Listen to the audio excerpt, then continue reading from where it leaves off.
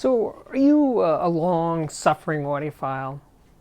I'm only asking because I have a friend that is a long-suffering audiophile, and he is on a quest. He wants perfect sound. He wants great sound. He has a really nice system. He has Quad 57s, a bunch of past electronics. He's got really good stuff, and yet, he wants something beyond that.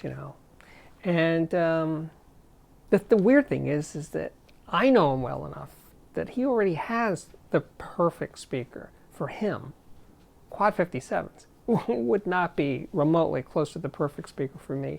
I owned Quad 63s for a long time, and by the time I was done with them, I was really done with them. I would never want to have a long-term, let's say, relationship with an electrostatic speaker ever again, because I found them to be too cerebral. They were all in my head. They checked a lot of boxes. They were very transparent. They imaged really well. They were coherent, but they didn't have any oomph. They were not clipped speakers. They did not have dynamics. They did not have any visceral power. They just kind of laid there, really. So, for quieter music, they were really good. And it's not that quads can't play loud. They do. Matter of fact, I was amazed how loud these Quad 57s could play in a large room. So they play loud. They just don't have any drive behind them, really. So no electrostatics for me. But that's the thing. We each make our choices. Now, I currently have my TAD ME1 speakers. I have Magnapan .7s. I have Harbeth P3ESR 40th anniversary speakers. I just sent these Klipsch RP600Ms to another reviewer for a review. But there'll be more Klipsch's coming my way soon. But so I think my stable will be those speakers. The future Klipsch that I'm going to get, the Harbeths for a while, the Maggies, the ME1s. They're all different. Hugely different, and that's on purpose. I want different views. I want different perspectives on recordings, and I switch between those all the time. And that's the way I like it, and that's the way I want to keep it. That I don't believe, for me, that there's one right answer.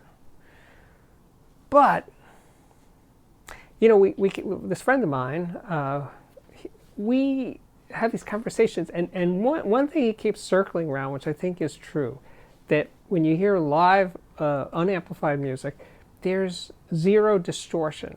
There's no time smear. And well, if you're close enough to the instrument, and we have never heard speakers that have no distortion. All speakers, as far as I know, have increasing levels of distortion the louder you play them, right? So is that the thing? If we had no distortion in a recording and no distortion in a playback, would that cross some sort of threshold and we would be there? Things would sound real?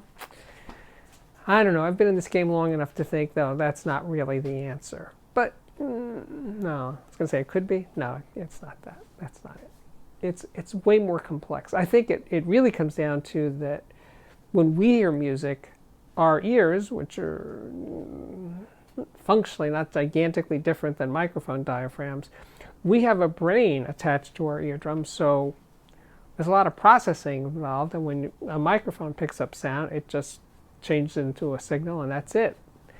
And I think that's where the differences lie, is that we process sound as we hear it, and microphones don't. And when we play back those recordings, our ears detect this isn't live sound, this is a recording, a facsimile of the sound, and they don't bother to go through a lot of processing. They say, it's not worth our trouble. Yeah, we know that that's a recording. Now, if it's real, yeah, then the brain is fully engaged in that process of comprehending the sound that we're hearing. Something like that, I think. I forgot to mention at the top, I'm going to do a quickie music review, and it's Bill Withers live at Carnegie Hall, 1972. And, Bill Withers dropped out of show business not long after. He said, enough of this, I'm going to just live a normal life. I don't want to be a famous musician. But he was peaking there, I guess, in '72. And this performance at Carnegie Hall is pretty amazing because he turns Carnegie Hall into a church, a gospel church. He just has that energy that he's putting out, which is amazing. I think this is a really good recording. I only discovered it a few years ago. It's a friend, at one of our friend's house. He was playing actually the LP of this, and it's like, wow, that is really good. It just puts you in Carnegie Hall. He's just incredibly charismatic. It's an incredible thing. So I don't remember. I guess I couldn't find an LP of this when I was looking for it, so I bought the CD. CD sounds really good. No problem with the CD. So highly recommended if you're into Bill Withers. He plays, of course, "Lean on Me" and "Grandma's Hands" and the hits and everything. But any song he does, it is memorable and really beautiful. So check it out. I think that's it for today. My name is Steve Guttenberg. This is the Audiophiliac Daily Show, and it does come up daily. So if you like it, please subscribe to this YouTube channel. And and it's almost New Year, so Happy New Year. Here comes 2019. Looking forward to that. And I'll see you again. Sorry, really, really soon.